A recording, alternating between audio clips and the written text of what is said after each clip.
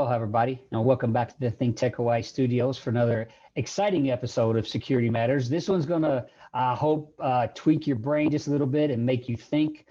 We are very privileged today to have Dr. Roger Johnston with us. I want to let him give his background, but he's got an aspect of security today to share from his most recent book that I think should appeal to anyone and everyone that's engaged with security. Dr. Johnston, thank you so much for joining me today. I truly appreciate your time. I know you're a busy guy. You are a prolific writer, sir. So thank you for taking some time to share a vulnerability assessment with us today. Well, thanks so much for the invitation, and thanks a lot for all the great interviews that you've done over the years. There's always something interesting going on in all the interviews. Yeah. Cool. Yeah, we like to. Yeah, thanks. Please give us your give our audience sort of your background and as much as you care to share, so we can get a feel from. A lot of them may not be familiar with the journal and some of your prior work. So please give them what you got. Okay, so a little about me. I've been a vulnerability assessor for over 30 years.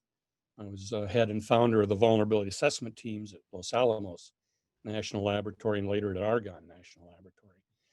Currently, I run this little company called Right Brain Security, where we do vulnerability assessments, security consulting, and R&D. Essentially, the other kinds of things I do is I do a lot of pro bono because there's no money in it, consulting for election security. Unfortunately, we don't really have much funding for election security, at least in the United States, remarkably enough. Ouch. Yeah, and I also am editor of the Journal of Physical Security. So the Journal of Physical Security is a free online peer-reviewed journal devoted to physical security. Covers all kinds of aspects, both technical and social. And that's been very interesting. Kind of uneven quality, but we really occasionally get some outstanding papers there. So that's quite interesting. You can check it out online at our website, rbsecurity.com. And just in terms of what I've kind of done over the years is I've looked at quite a wide range of different security applications, programs, devices. So we're talking everything from nuclear security and safeguards, homeland security, port, cargo, warehouse security, product tampering and counterfeiting, intrusion detection, video surveillance, biometrics, access control, GPS, RFIDs, hacking microcontroller systems, insider threat mitigation, just on and on, all kinds of different types of security. And pretty consistently, I've seen the same kinds of problems and mistakes. So I write about that in the book, Vulnerability Assessments. And one of the key problems I think I've seen across a wide range of security applications is really a problem with vulnerability assessments. So either people are not doing them, or they're confusing them with something else, or they're doing them, but they're not particularly effective. They're not very imaginative. They're not involving the right kinds of people with the proper mindset, thinking creatively, thinking like the bad guys, trying to be proactive. So this book is an attempt to try to provide practical advice on how one actually does imaginative vulnerability assessments. There's some remarkably little out there in the literature, really. There's books about vulnerability assessments, but often they're really talking about something else. Or they're kind of talking about vulnerability assessments, but it's more of a formalistic, systematic kind of approach, not really being done in a way of thinking like the bad guys or thinking creatively or proactively. And your typical security textbook maybe has 2 pages on vulnerability assessments without any real useful advice. So my attempt was to try to offer some practical advice based on all the vulnerability assessments I've done. But not just for people doing vulnerability assessments, but for anybody thinking about their own security. There's a lot of security tips in there, a lot of mistakes one wants to avoid, and that kind of thing. Yeah, the missing manual for the missing link is that could have been the title, but you had to get someone's attention with vulnerability assessment first, for sure. This is I'm an applied guy myself, so I don't think of this. I think of many of the terms and many of the ideas that I think people confuse vulnerability assessment with. And this book does a great job of sort of, I think, illuminating every every operator in security, they're a piece that they have to contribute when there's a vulnerability assessment going on, perhaps. But let's talk about some of the problems, because some of these things I think a lot of us don't consider. And this book is not to spank anybody. This book is about making you better, a better professional, by recognizing what those blind spots may be, of where to get better information than you may have yourself. One of the first things that starts off with is this idea that a lot of security thinking is kind of binary, it's kind of black and white. It's locked in the safe or it's not. Let's talk about some of the problems with that type of thinking in a security game. Well, I really think that's an example of where we get burned with our security terminology. We have a lot of real sloppy terminology in security. And I think the worst is talking about security gaps, as if, it's something secure or not secure. Our only problem is plugging some holes in the wall. And security is not that way at all. It's really, really a binary thing. But I think there's even more serious terminology and thinking errors when it comes to security. For example, I think there's a lot of misunderstanding about what vulnerabilities are and what a vulnerability assessment is. So a vulnerability really should be thought of as a security weakness that an adversary might exploit. But vulnerabilities are not threats. That's who might attack, with what resources, for what purpose. In general approach, is it theft, sabotage, espionage, or whatever. Vulnerability assessments are not assets to protect. So a few years ago, there was an industry group that got together and put a big, thick report together on the security challenges in their industry. And the report opens up with a statement that in our industry, we have many vulnerabilities. And then they proceed to list all their assets they're trying to protect. And now, having hijacked the word vulnerability and the term, now they couldn't really even talk about vulnerabilities. And in fact, they didn't. So that's kind of a common problem. Wow. Also, features are not vulnerabilities. People sometimes say, well, the gate in our fence is a vulnerability. No, it's just a feature. Now, maybe combined with details about the fence, how it's used, installed, manufactured, with some attack scenarios, maybe there are vulnerabilities there. But that's not the vulnerability. And attack scenarios are not vulnerabilities, though they're closely related. And risk is something entirely different. So a vulnerability assessment, I think the way we should define it is as essentially discovering and possibly demonstrating various vulnerabilities, attack scenarios, and potential countermeasures. So a vulnerability assessment is not security testing, something very different. I'm not saying you shouldn't do testing. Testing can be very useful. But there's some limitations to testing. And really, in my experience, testing doesn't find the majority of the really important vulnerabilities. And similarly, a vulnerability assessment is not a security audit. It's not a security survey. It's not design basis threat. It's not the Carver method. It's not certification. It's not threat assessments. It's not risk assessment. So I think we need to be very clear. It's not just a matter of semantics. Language controls and constrains how we think about ideas. So if we're not thinking properly and using the right terminology, then it becomes hard to talk about and think about vulnerabilities and what a vulnerability assessment really should do for us. Do you have a perspective on how our industry got, let's say, sort of convoluted? Because a lot of us, had military background or police type background, law enforcement. So a lot of these terms, to my mind, that's where they came from. Of course, that's my background. Where did we sort of get the semantic game going? And was it an industry feature started to call these things out? Did different people want more credit for the type of work that they did? In your opinion, because you sort of watch this evolve, and you did a really good job of defining the differences in that nomenclature for what those terms really mean, and then how they should be important to a program. So do you have a perspective on sort of where the terminology got confusing? I'm not really sure. People just seem to have drifted off in different directions with some of the terminology and the concepts. And often, I'll talk to people who I think are using terms incorrectly. And they haven't really thought about it. They were just kind of knee-jerking the terminology, and it's what they had heard elsewhere. It just seems to be kind of a lack of critical thinking. What exactly do I mean by this? And is what I mean what other people mean? So I think we just need to stop and be very careful and maybe define our terms. If I'm saying I'm doing a risk assessment, I should probably explain what I mean by that. not just assume everybody is on board.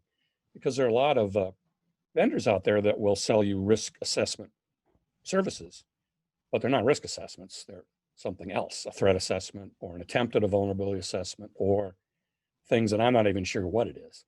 So I think we need to be careful. We should define our terms. If I claim to be a vulnerability assessor, let me explain what I mean by that so that everybody's on board. And let's try not to have mission creep on our terminology, and let's not try to have wholesale hijacking of these concepts. It's not the words that matter, it's really the concepts getting hijacked. I think a classic example is red teaming. Yeah, and so okay, back in the good old days of the Cold War, when we all thought we would die at any moment in a horrible nuclear conflagration, red teaming meant really pretty much a vulnerability assessment. But that term's been hijacked now. And now red teaming usually means something closer to testing, which is not vulnerability assessments. Maybe, again, may well be worth doing, but there's problems with testing that we often kind of overlook, including that testing is not particularly good at finding vulnerabilities, at least in my experience. Very interesting. What kind of creativity are we maybe lacking? When we leave it to a security director and security types, with their exposure to security from perhaps a law enforcement background or a DoD type background, what's missing there that the vulnerability assessor can bring to help shine some light into what's really going on in a security program? Well, you kind of mentioned the background. Often people in security come from police or military backgrounds. And I think that's outstanding. I mean, the discipline and the ability to think clearly in a crisis and other kinds of skills and abilities that military and police people show are fantastic. But if you were to choose the most wildly creative people on the planet, probably not military people. It's probably not police officers. It's probably not bureaucrats.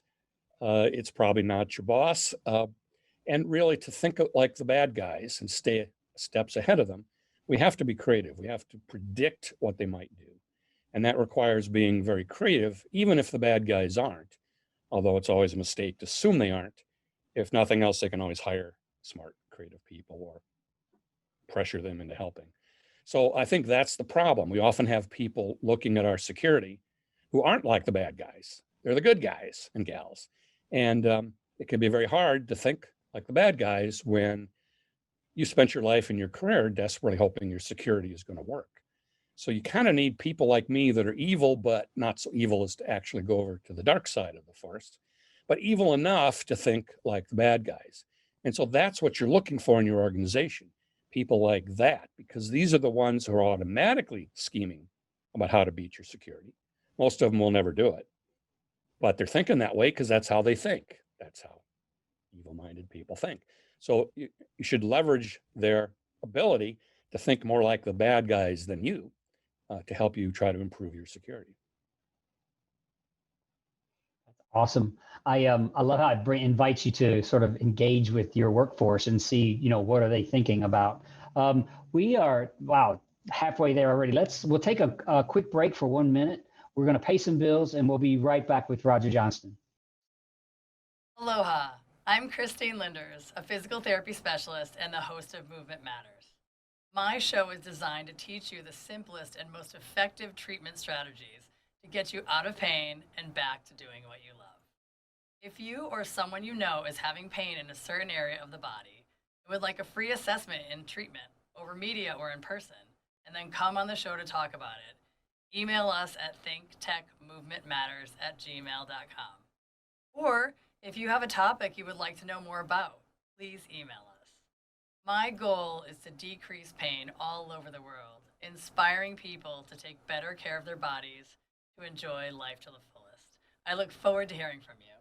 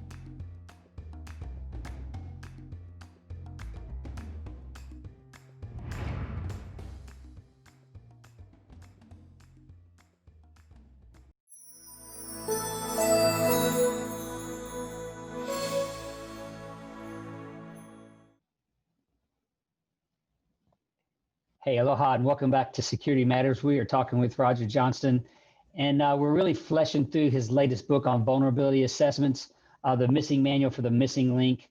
It's really critical that the security industry take a look at this information and figure out what your part is to play, what part you may be missing. I love the way he talks in very plain language to all parts of the ecosystem about how to do a better job.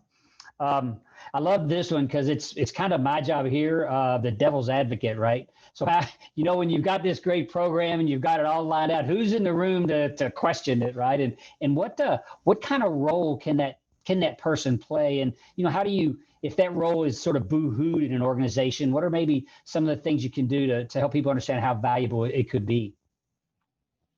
Well, I think one of the common problems and mistakes I see across a wide range of security applications is just too much cognitive dissonance. So that's a term psychologists use to mean a mental tension between what we want to be true, we want to have great security, and what's likely to be true, we probably have some issues. So cognitive dissonance is unavoidable. So it's not a problem in and of itself, but it's how we handle it.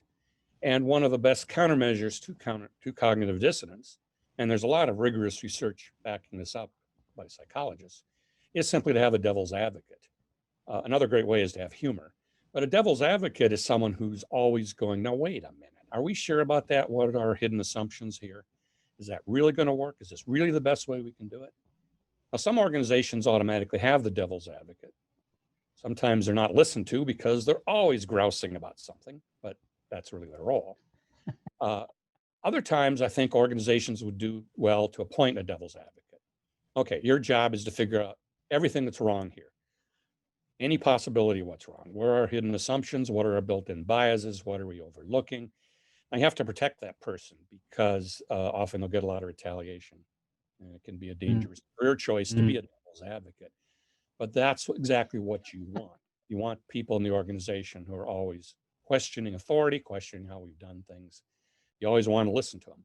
You don't automatically have to buy everything they say, but you want to make sure you're not dismissing them just because it's more comfortable to dismiss them, but rather dismissing them because, no, we really did think about that, and yeah, we really have that covered. So a lot of organizations would automatically have better security, even if they did nothing else but have a devil's advocate or listen to whoever they have that is a devil's advocate. Someone to ask the hard question or the obvious question that maybe, when it's the boss's program and he's all proud of it. And we'll get into metrics a little bit. He's got his numbers. He implemented his tool set, and his his measures have gone down, for example. So now my program works. I don't have to worry about it. We don't need any more funding. In fact, we saved money. How do we preserve our job when we start critiquing that guy? Well, that's a tricky thing. You have to have a security culture. That's one of the aspects of a healthy security culture. Everybody questions security. The guys in the mailroom are going, no, wait a minute. Wouldn't it be better if? That's the sign of a healthy security culture. But if you're in a situation where no one can question security, because that means you're against security, right? Then that's a sign of a very weak security culture. And I don't care how good your metrics are, how good your security technology is. If you have a weak security culture, you don't have good security. Give me terrible equipment and a bunch of poorly trained people. But if we have a good security culture, we can have pretty good security anyway. But I've seen so many organizations with fabulous technology, lots and lots and lots of metrics, and it's just awful security because they don't have a healthy security culture. It's really the key. But security culture is a little like the weather. Everybody talks about it, but nobody does anything about it. Well, in the book, I talk about some of the things you can do to improve the security culture. And a devil's advocate is definitely one of them. So let's talk a little bit about the theater. I loved how you could contrast that with security theater versus security culture. What's the worst case of theater that you hate to walk into? Let's ask it that way. Well, there's a lot of bad security theater. There's a lot of auditors checking. So we have people going around who are security auditors looking for compliance. And compliance-based security doesn't work. I mean, of course, there have to be security rules, and of course, you occasionally have to bash some heads. if the rules aren't being followed. But that's not really where we get security. The odd thing is I've seen many organizations with horrible security culture. They think it's all about auditing and compliance, but fabulous safety culture. Now, why is their safety culture so good? Because they understand safety rules isn't where you get safety. How do you get safety? Everybody who's working stops and thinks, now, when I start this process, what could go wrong? How could I get hurt? How could my coworkers get hurt? That's the basis of having good safety, not the rules. You need rules, but the rules aren't where you get safety. Now, even though safety and security aren't that much alike, it's a similar situation with security. If everybody would simply stop and think, is this really secure? Am I doing the right thing here? You would have a good security culture, and we'd be in much better shape. The thing about security theater that is fake security for show is it always has feel-good aspects to it. That's how you can spot it.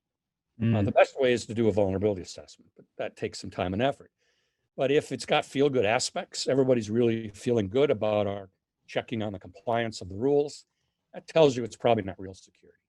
If it's real security, everybody's uncomfortable because they understand the limitations and the problems and the vulnerabilities and the attack scenarios. And we haven't implemented all the possible countermeasures. So real security makes you uncomfortable. So kind of the dismal aspect about security is we can have good security or we can be comfortable. Pick one, because you don't get both. I love that. There's a great quote from C.S. Lewis who said that if you look for truth, you might find comfort. But if you look for comfort, you'll only find soft soap and wishful thinking, and in the end, despair. And I think that's very true about security. Seek the truth, don't seek to be comfortable. And security theater is all about being comfortable. And that's one of the best. There are other things in the book I talk about how you can spot security theater, but one of the best is if people have warm and fuzzy feelings about it, it ain't real security because they haven't really thought it through. Yeah. Or they don't want to think it through. They throw their most recent measurements at you, their audits, and we got it. Look, it's all covered. It's been fine. We've had no substantial difference in years. It's all good. That's scary stuff. That's very, very common. Let's talk a little bit about. I'm not on the applied side of the house, but you gave some really good stuff. I think a lot of people don't consider about attacking hardware. I want to spend a little bit of time there.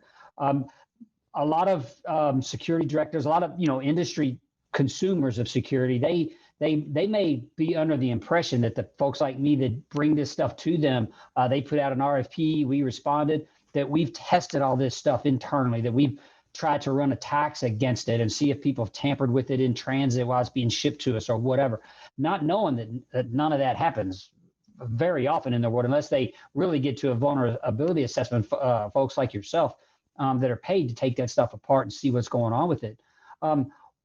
Let's talk about that a little bit. Do you see any other pieces of the industry that are working on the hardware itself? Because it's not something I'm familiar with other integrators tackling. No, it's a universal problem. Almost nobody is really looking at the vulnerabilities associated with security devices. In particular, the supply chain is just not secure. So typically what we would find is if I would take a skilled hands person, which is not me, I'm a klutz, but somebody skilled with their hands who would practice an attack, it's 15 to 20 seconds, and then we would totally own that device or security system.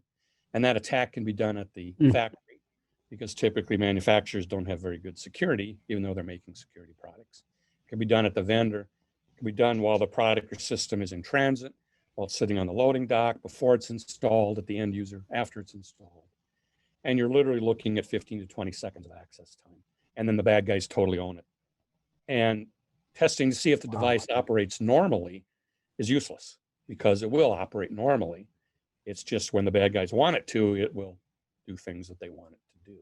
So that's essentially very, very few organizations really look into that in any extent at all. And, most organizations really underestimate the man in the middle attacks. This is where you stick a little bit of alien electronics somewhere inside the device, maybe between the CPU and the liquid crystal display or something like that. Really easy to do. High school kids know enough electronics typically to do man in the middle attacks. Very, very powerful attacks. The electronics sometimes just listen, sometimes they block signals, sometimes they send fake signals. extremely powerful way to attack almost any kind of security hardware, and something that in the book we talk a little bit about countermeasures, but that's usually massively overlooked. So in terms of security of hardware, we really are not in a good place, really not in a good place. And it does not take highly sophisticated people. Usually you don't have to understand the device really at all, just some tiny aspects of what's going on in these communication channels before you can completely own the device. You don't have to typically understand the software. So the idea that people attacking have to be highly sophisticated James Bond types, it's simply not true. A resourceful high school kid can do many attacks. And then that's kind of scary because very few organizations are really looking at that. Yeah, I'm concerned that it's good for the C-suite to pay attention to that. So if they need that extra level of assurance around devices, wherever their intellectual property is held or discussed or whatever, you may need to take that extra step to have that hardware, vetted out. I wanted to get into the maxims. This book finishes with 200 maxims that are absolutely incredible. That chapter alone could be a whole book. I think you could have taken each maxim and told more stories about it. What's this? We got a minute or so. What's your favorite maxim? Let's just go there and then we'll wrap it up. And there's only 200, so I know that's not an easy choice. Well, I kind of like the cowboy maxim that you can, let's see, how does that go? You can take an employee, you can take an employee to security, but you can't make them think. So that's the cowboy maxim. So, and that's really there you go. Employees, you can set all kinds of rules, but in the end, they're not really going to do the security unless you motivate them why it's important to them, and you give them enough tools to be able to do a good job. If it's just about following mindless rules that some knucklehead higher up installed, you're not going to get good security. They're not going to follow the rules. They're not going to remember the rules. So it's really all about motivating security. What's in it for me? And again, the book talks a lot about how you can instill a good security culture in employees. But again, that's something we typically don't do. Well, there you go, folks. Vulnerability analysis. What's missing in the middle of your program? Pick this up, give it a read, reach out to Roger for a discussion if you need any clarification, and check out, I'm sure, some other stuff you'll see coming out in the journal as well. Roger, thank you so much again for your time today. I truly appreciate it. The industry appreciates it. We love your hard work, and I appreciate you sharing. I don't think there's enough sharing going on out there, especially at this level. So thank you again. Well, thank you. My pleasure.